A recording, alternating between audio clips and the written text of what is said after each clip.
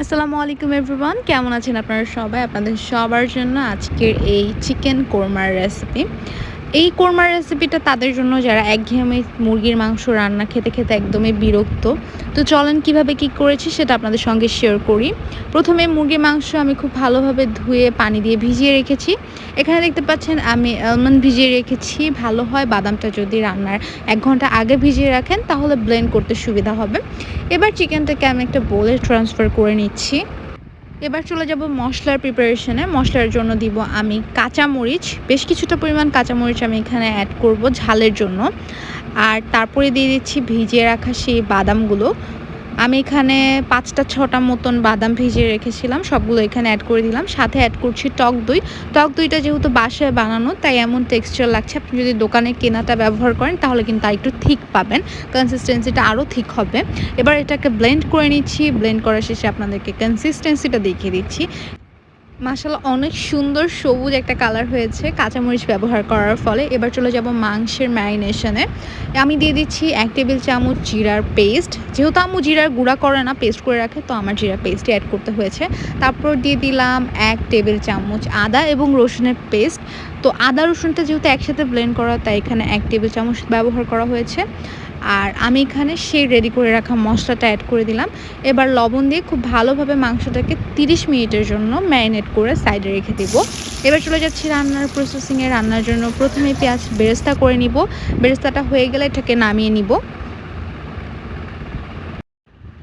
তারপরে আরও ২টা পেঁয়াজ আমি ভেজে নিচ্ছি। তো পেঁয়াজগুলো যেহেতু পরিমাণে একটু ছোট ছিল, সাইজেও একটু ছোট, তো আমাকে এখানে ২টা ব্যবহার করতে হয়েছে। সাথে আমি এখানে অ্যাড করে দিচ্ছি এলাচ এবং দারচিনি।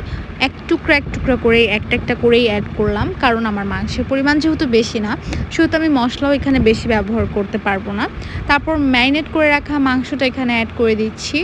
আর এবার এই মাংসটা অ্যাড করে সম্পূর্ণ মশলা সব কিছু ভালোভাবে ভেজে কষিয়ে নিতে হবে।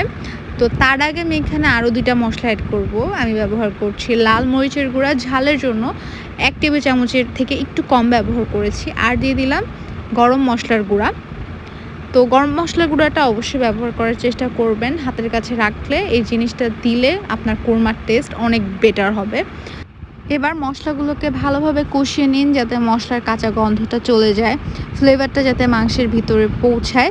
নাড়াচাড়া অনবরত করতে করতে দেখবেন ৫-১০ মিনিট পরে মশলাটা শুকিয়ে যাবে, তেল বেরোতে শুরু করবে। ওই পর্যায়ে আমরা এখানে অ্যাড করে দেব দুধ।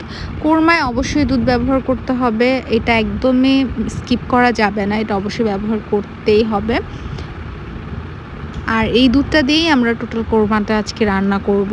যেহেতু মাংসের পরিমাণ কম আর মাংসটা ম্যারিনেট করা হয়েছিল, আর আমরা যেহেতু চিকেনের লেগ পিস ইউজ করছি আর একটা আমরা হাড়সহ মাংস নিয়েছি, তো এইটুকু পানি আমাদের জন্য এনাফ চিকেনটা সিদ্ধ হওয়ার জন্য, কারণ চিকেন সিদ্ধ হতে বেশি সময় নেয় না। দেখতে পাচ্ছেন গ্রেভিটা যখন এমন শুকিয়ে যাবে সেই পর্যায়ে আমি পেঁয়াজ বেরেস্তা দিয়ে দিচ্ছি। পেঁয়াজ বেরেস্তাটা দিয়ে ঢাকনা দিয়ে যাতে ফ্লেভারটা পৌঁছায় পেঁয়াজ বেরেস্তার, সেই প্রসেসটাই করার জন্য ঢাকনা দিয়ে ঢেকে নেড়ে চেড়ে দিচ্ছিলাম আর ঢেকে দিচ্ছিলাম আর নাড়াচাড়া করছিলাম।